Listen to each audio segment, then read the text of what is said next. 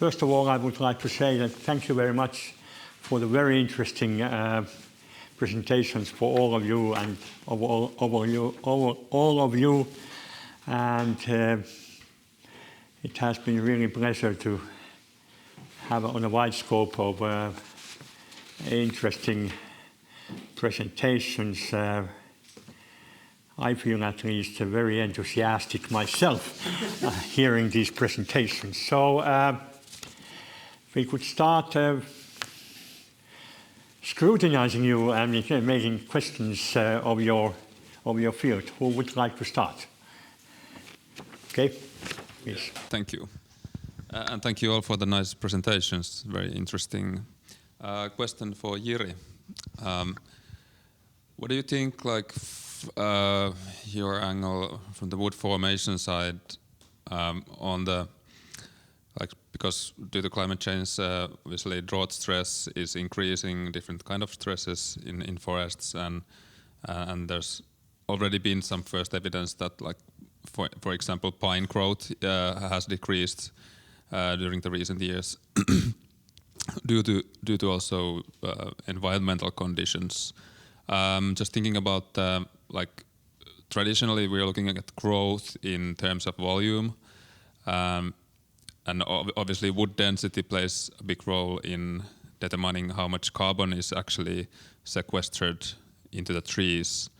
So what do you think that how this increasing stress, is it also leading to less carbon sequestered, or could it be that the wood or the growth is smaller but it's more dense? What do you think about it? I think probably it's gonna, on the bigger scale, it's gonna decrease the amount of biomass that is being sequestered. Because yeah, I mean previously I think the anticipation was that as the amount of carbon dioxide in the atmosphere increases, then the trees would grow more, and because we have longer growing period, they would grow more. But then in the end, it's actually more about the sink, about the ability of trees to turn that carbon dioxide into actual biomass. So that's the limiting factor. And like you said, the drought obviously it's a limiting factor for trees as well, because they actually need a sufficient amount of water to be able to enlarge the cells when they are forming them.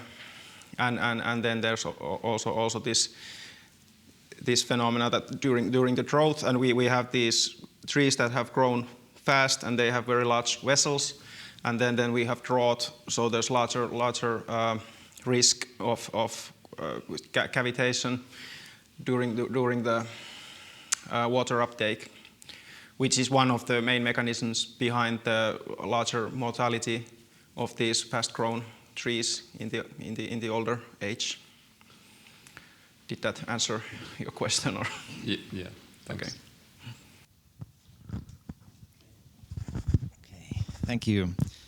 Thank you for your presentations. I would like to ask Maxime about this citizen science thing a bit. Could you tell us a bit more about that? So do you basically use photos that people have taken or provided you, or is there some other forms of collaboration perhaps between scientists and the citizen? Right, thanks for the question. So yeah, so in this particular project for the Dune Aurora, it really started as a citizen science project because the original question came from the citizen scientists, from those hobbyists who take pictures like every night when weather permits and there is aurora. They had noticed, they were those who identified this shape of aurora, which scientists had overlooked before.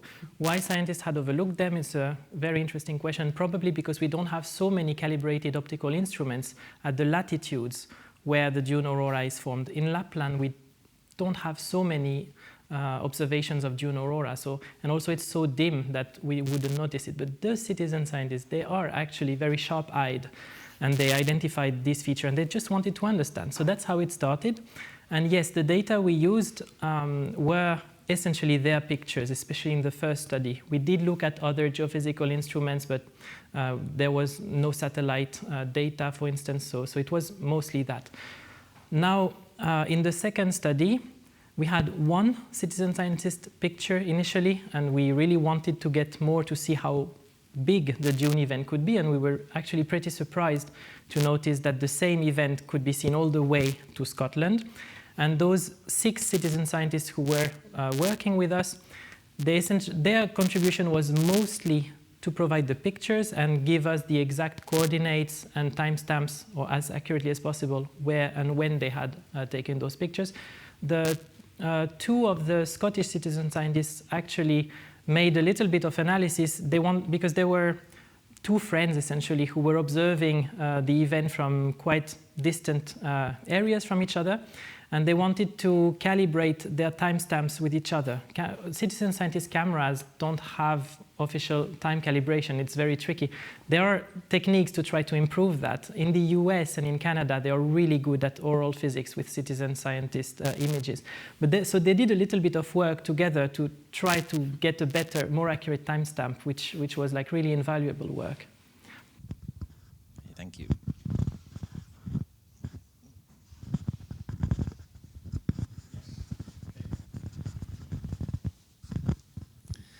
A question to Andreas.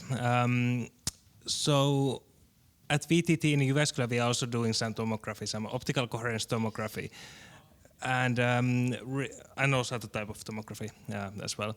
And recently we have had some issues with noise in the images, and we have been thinking about using artificial intelligence to improve the image quality. Do you think there is a interest or possibility to use artificial intelligence in the analysis of the tomography images? Yes, well, especially for OCT, there's a huge, isn't it a huge paper by DeepMind, where they did the analysis. So they have the OCT images and they do the segmentations with artificial intelligence, and then even ranked it for clinical use.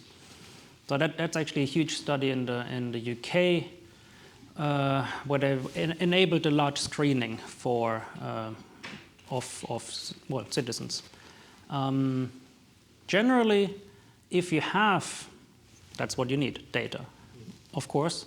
There are ways to get around that issue as well, of course. But if you have a lot of data, then there's definitely ways to improve your images. I'm happy to talk more about it if you're interested. Thank you.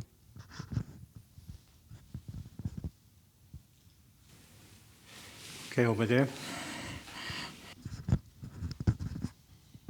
Yes, so I have a question to Samuli.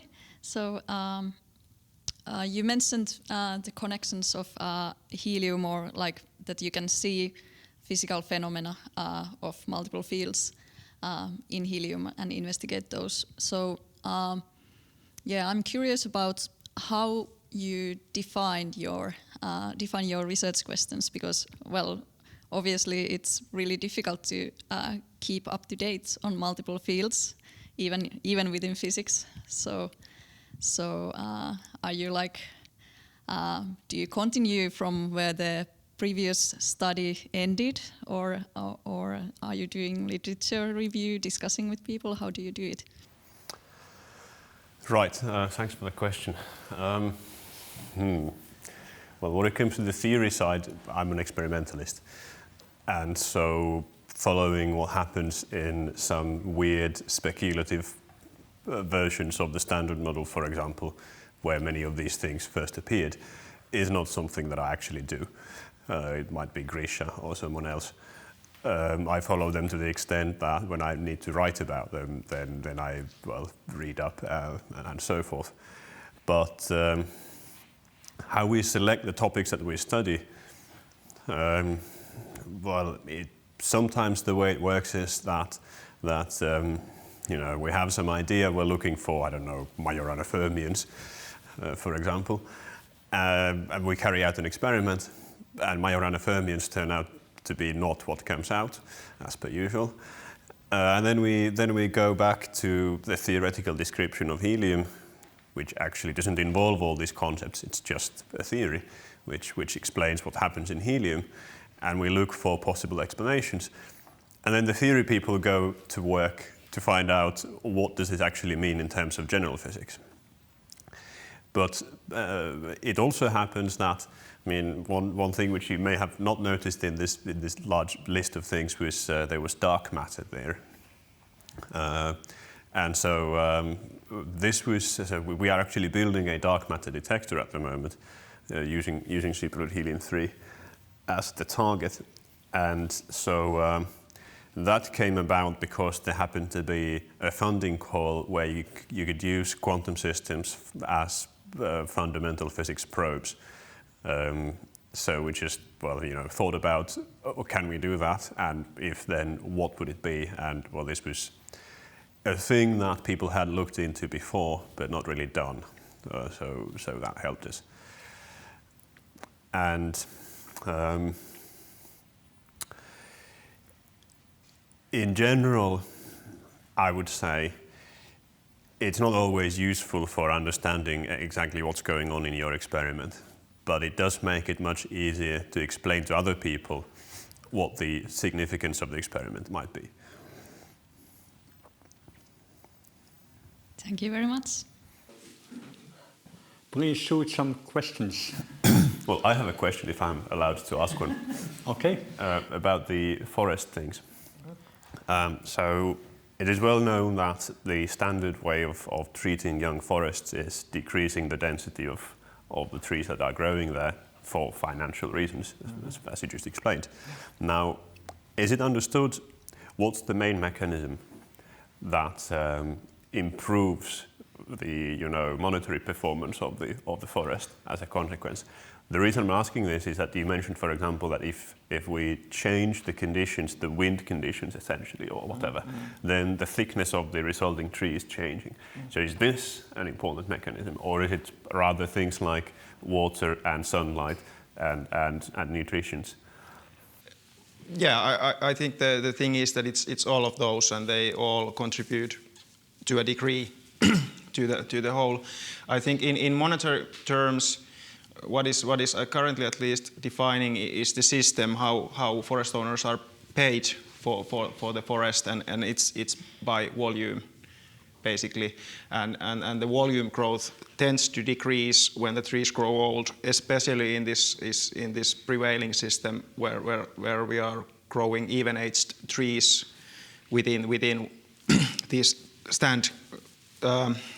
clearly bordered stand structures. So then basically what happens is that all the trees grow at the same time, and at some point they run out of like canopy space, and then the growth starts to decrease, and then by economic principles the kind of like the revenue expectations go lower, and then it's just economically wiser at some point to cut down and sell the trees.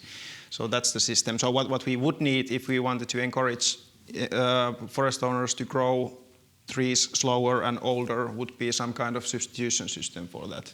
And those are being discussed, but it's politics. And then there's this other thing, of course, that the risk of disturbances when the forests are older. So that's also something that can't be overlooked. All right, thank you. Yeah. Okay. I have a more of a general question to all of you. It's always interesting to hear about people's stories. So could you briefly tell how did you end up in research? What was your path, and was it clear early on that you're going to be in research, or? I can start. Well, I've been told that when I was a young kid, the first thing I did when we went to some family friends was to see whatever technical apparatuses there might have been in the house, and check how they work. So from this perspective, maybe it was kind of obvious from very early on that it might be a potential career path. But I would say that there have been so many coincidences, many of them have been lucky, to bring me to this point. I'll give you a couple of examples.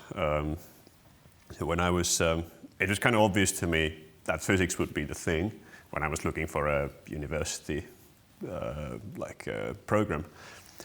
And then I decided to go to Aalto for the reason that if I didn't like physics, I could still steer into industry rather than become a professor or whatever, a scientist. And there it was the second summer of my studies. I was looking for like a summer job in a research group. I didn't understand anything about what the groups were doing that were available.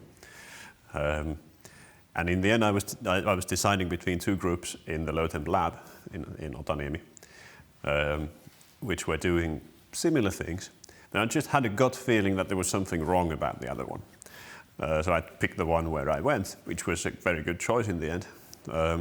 And years later, I learned that the other group had some serious problems with their experiment that had been in construction for like 10 years or something like that, and it never worked in the end. So that was some sort of lucky event. And another one which is kind of timely, so you've heard about quantum computers. Well, when I was looking for a postdoc position, applying for them, I applied for the Microsoft quantum computing operation in Copenhagen, which is Majorana Fermi in some solid state superconducting devices, and so on. Now, they didn't take me in the end. And I was annoyed about that. But it turns out, some years later, they were caught publishing fabricated data. And the whole operation was a scam. So that was lucky. You're good at avoiding the ban. And I take zero credit for this whatsoever. Yeah, so that gives you an idea. It's just, everything is chaotic. You just end up somewhere. So listen to your gut feeling. Yeah, well, and then you just go somewhere and you hope that it's the right thing. Yeah, let's go through everyone. Jiri. Yeah, I can agree that basically everything is chaotic. So there's no single reason for me either why I ended up doing research. But I think the main turning point was when I was doing my master's thesis for Metla, nowadays Luke, and I guess I had very good supervisors there, and they got me excited about doing research, and that's basically it. Then after I did my master's, I started looking for a project, and I ended up in a very good group where I still am doing my research. Okay, Maxime. Yeah, so well, in my case, I'm not sure I was meant to be a researcher initially. I was always curious about science, physics in particular, astrophysics, I would say. But I was studying for an engineering degree in an engineering school in Toulouse in France. Aeronautics and space themed, so kind of building rockets, building satellites, building planes. But I took a gap year before finishing my master's degree or engineering degree, and I spent half of it in Sodankylä Geophysical Observatory because I wanted to see if maybe research was something that would suit me. And I absolutely loved it. Like, the environment, Sodankylä, is like pretty exceptional, and it's not a huge institute, but people are really nice. They were passionate about what they were doing. There are many instruments, and well, there was the aurora also that I could just see with my own eyes, like from someone who grew up in France. That was like super new.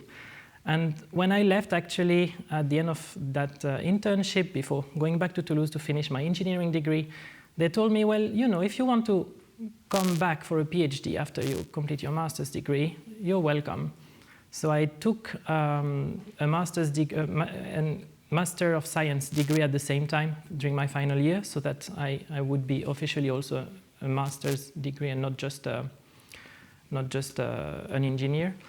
And after that, I mean, halfway through the year, I emailed them again and said, well, that offer you said that I could come back, I think I would be in. And yeah, that's how I got caught in being a researcher. And then, like, you graduate and you just suddenly become a postdoc and you apply for funding and you don't know what happens next. But at least, yeah, really happy that I took this path so far. Yeah. Andreas. Very similar for me. So as a student, I went to a technical university in Munich, and I wanted to actually go into engineering development in some company. That was my initial plan. But then I did an exchange year in Helsinki, and I had a very inspiring lecture. So at that point, I thought maybe a PhD wouldn't be a bad decision.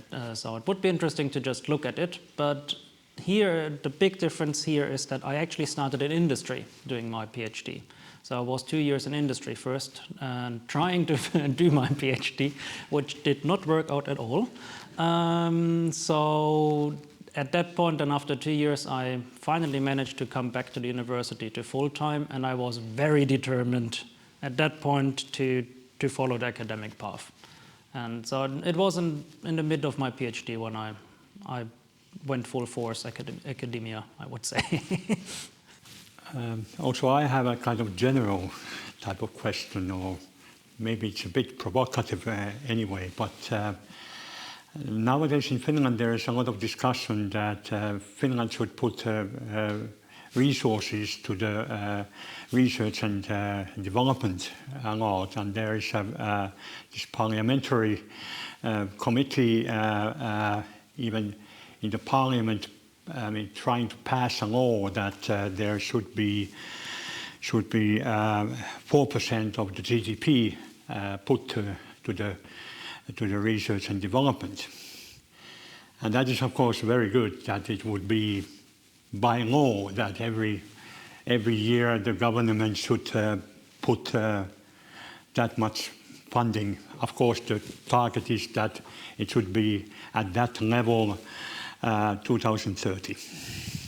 So there's a few years to go, but I mean, still would have to be in the increasing track. Now I think it is 2.9 or something like that, or that order of magnitude. So there is a lot to go.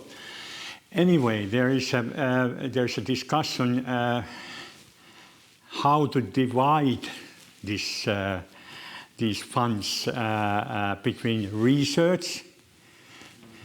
And from my point of view, I mean basic research, and then to the development. There was an interesting discussion in the Science Days last week. What is the? I think the title was, if I translate it correctly, what is the benefit of science? Or the and then our philosophy academician, Ilkka Niiniluoto, was taking the attitude that science has its self-value. It's always valuable to do, because I mean, you enhance knowledge and understanding of the world around you, and understanding about how people act towards each other and things of that sort. But then it could have also benefit, but the time lag for that could be short or could be long, but it would still have the value. So I was looking at the recent science barometer. In Finland, there is people trust scientists and the universities and research institutions. I think it is the second to the defense forces or something like that, or police. So, and politicians are in the bottom of the scale, as you could expect. Anyway, so and then among the political parties, I mean, they were making in that science barometer a survey how political parties think of science, whether it is useful or beneficial. So we know there are some parties who think that some 80% of the science done in Finland is useless, and some other parties think that there's a lot of usefulness value for the obvious reasons. But then the bigger parties still are something like perhaps 40% thinking that it is kind of useless. A lot of useless science is done. So this reflects to the issue that how is this pool of money divided? And of course, if you would ask me, I would, because science is the base of everything, all the disciplines, the base of everything, and then from that, it sort of leads to the development and also to innovations, which could be beneficial for people or for your surroundings or for the atmosphere or whatever. So, what would you be your message to these suspecting politicians? What should be done? Because you are the scientists who are doing the things in the 2030s and on. Or maybe already now on. Yeah. If I can start, I think it's probably very similar for all of us. We're all aiming for very long-term goals. So, and I'm very happy. I got the long-term support from the Academy of Finland, which enables me to research these questions that will not have a solution in 1 year or 2 years. I can actually aim for something that may work in 10 years. And otherwise, if there wouldn't be the support from large funding bodies and also large funding bodies that are funded by the government, we could not research these questions. And because we would be always worried, where's our next funding coming from? Where's my salary coming from? We would just be bothered with that all the time. And interestingly, so my postdoc supervisor had a very, very interesting paradigm. If it works, we don't do it. So we're only interested in questions that don't work at the moment.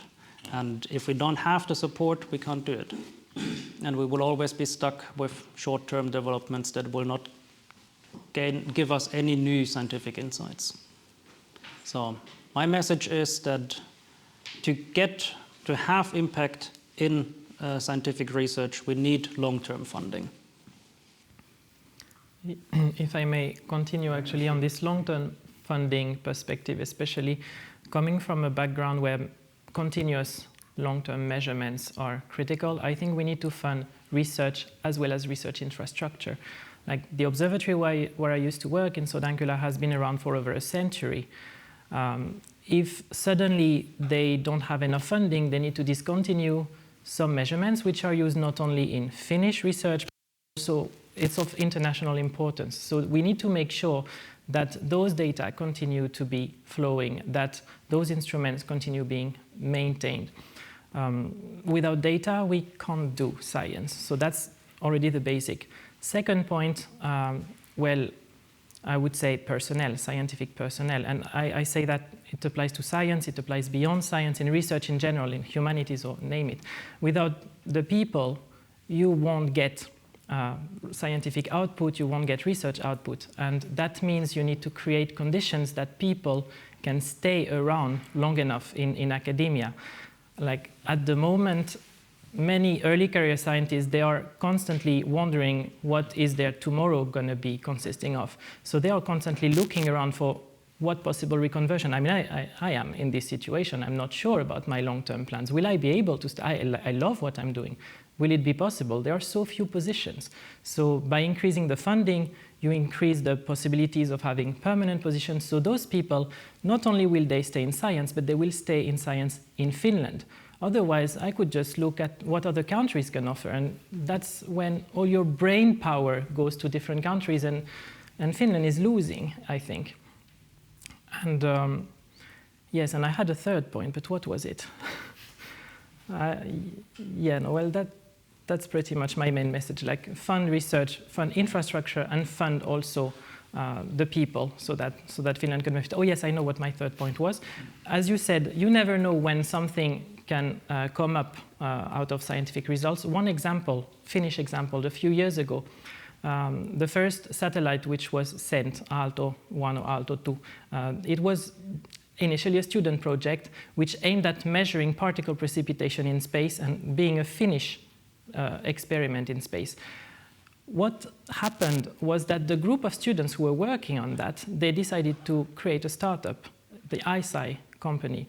And this company has been extremely successful, has been sending so many spacecraft. And I was attending the Finnish satellite workshop earlier this week on Wednesday, and they had the presentation. They keep having new ideas of what measurements they can make and what applications they can find. That's like, even for those people who only care about the money, fund scientific research, because you never know what can come up in terms of economic potential also. That was my message.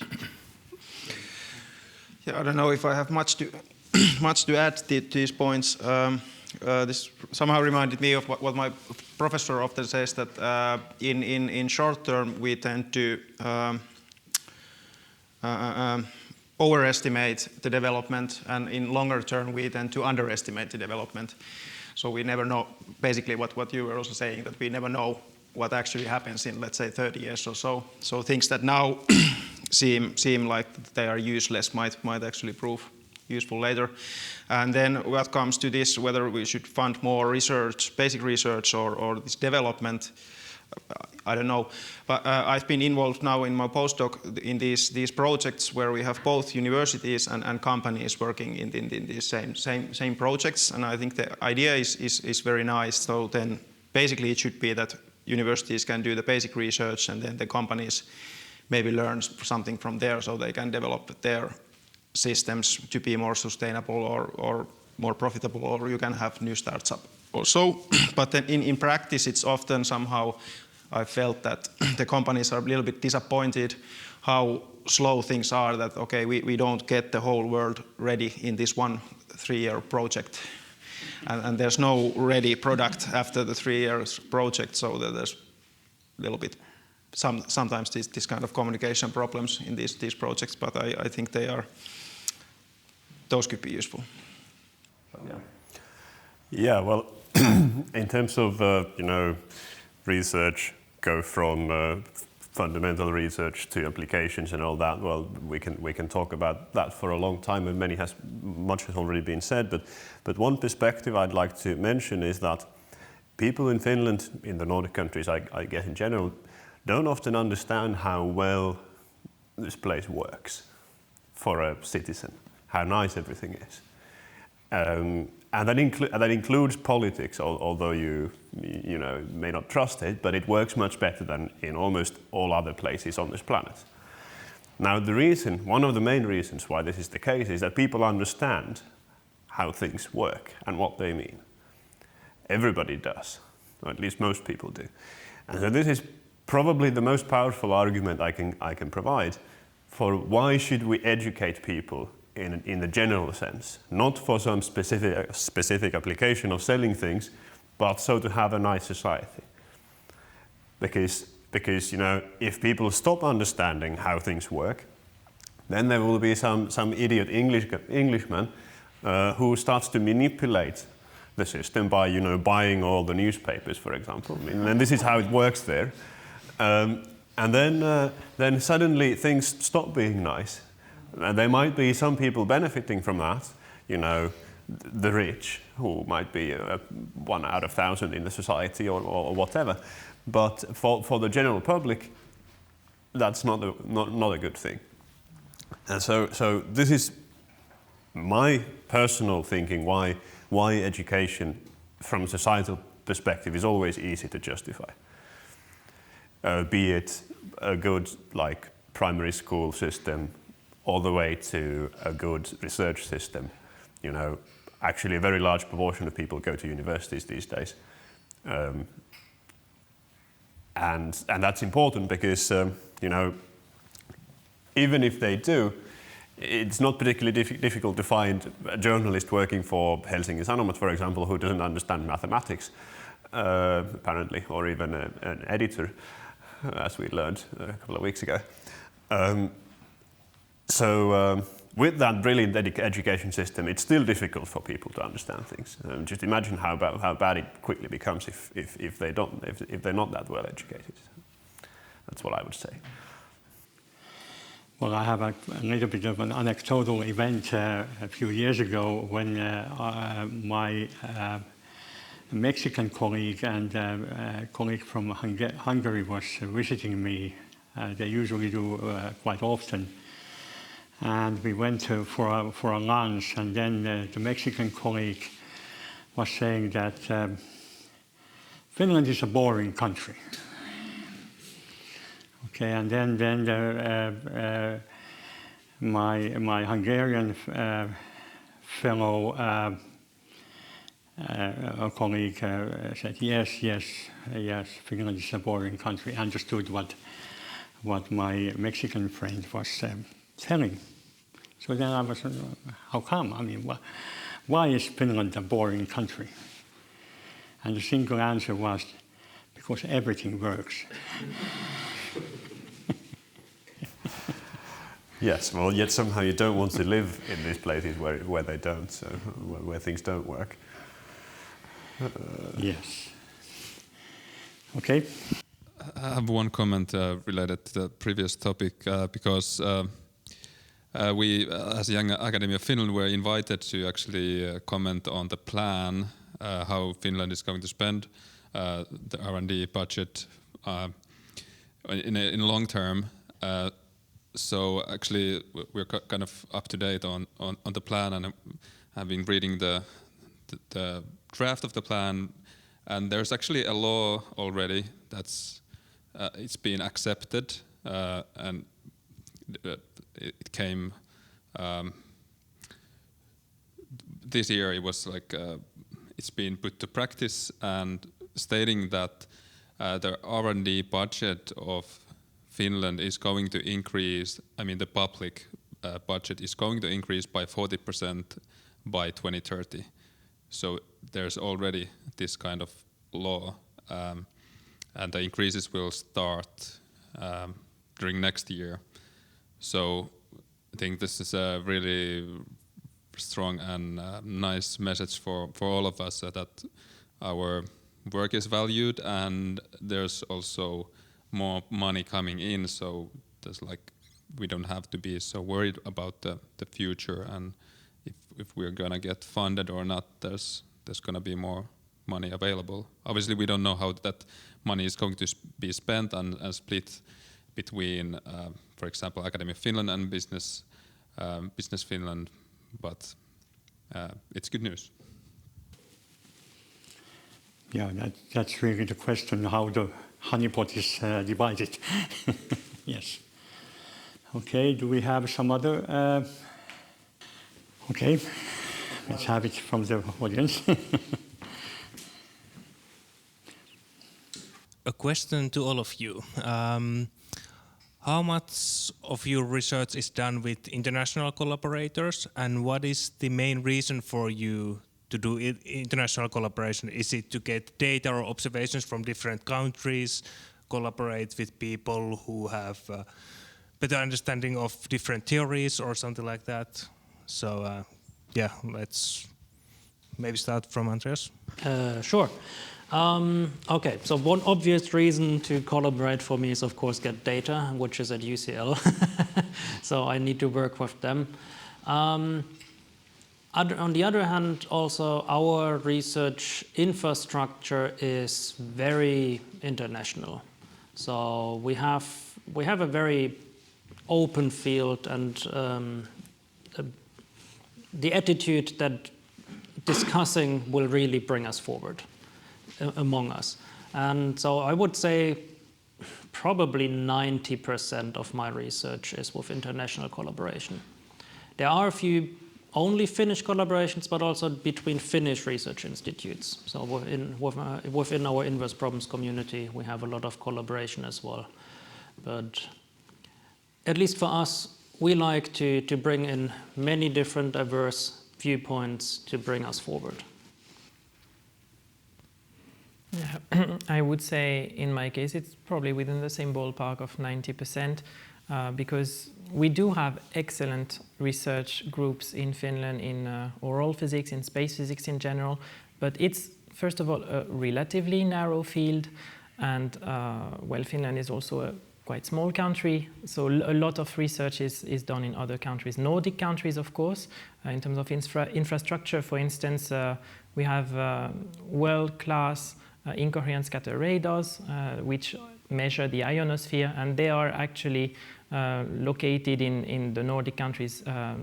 The transmitter is in Norway. We have receivers in Sweden and in Finland also. There is a new facility being built, so this is truly international. And but even in Japan, in China, in New Zealand, and of course US and Canada, there are lots of people who, and very active research group with different instruments, different models, and we need all those data in order to produce high impact research. So, and yeah, I think it's really important to emphasize that. Yeah, I think also in our case, most projects and most studies are more or less international. Let's say that within Nordic country we can collaborate so that we have very similar systems. Let's say in Finland and Sweden the forestry is very similar, and okay, here applies also the fact that everything works. So it's little bit like fine-tuning things.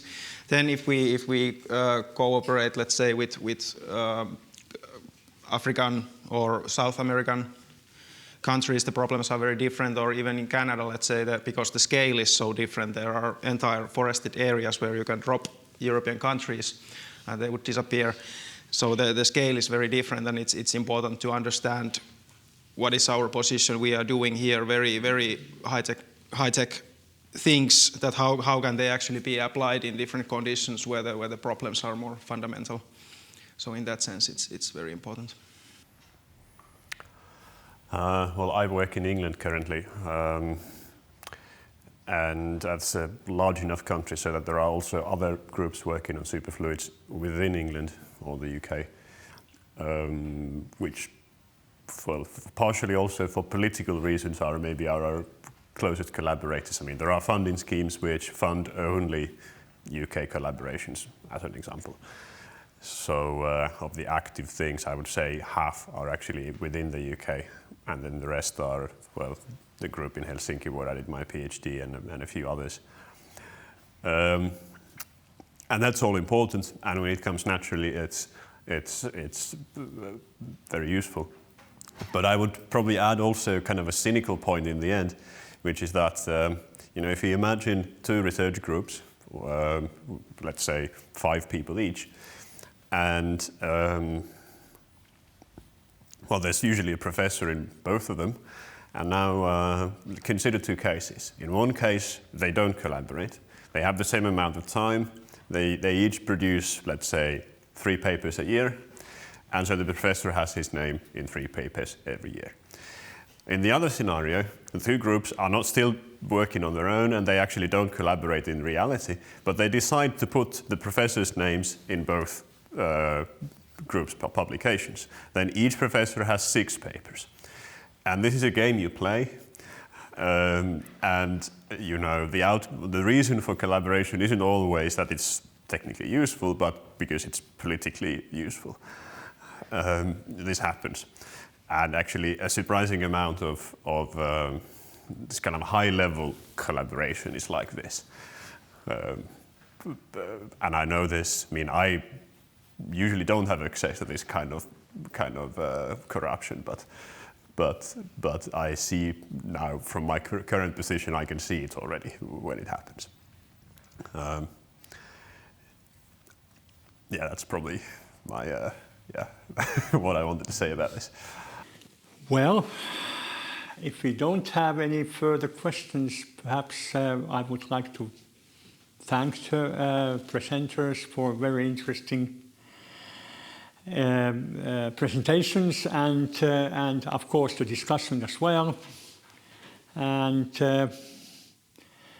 wish you all good future in your endeavors. Okay, thank you. Let's give a hand.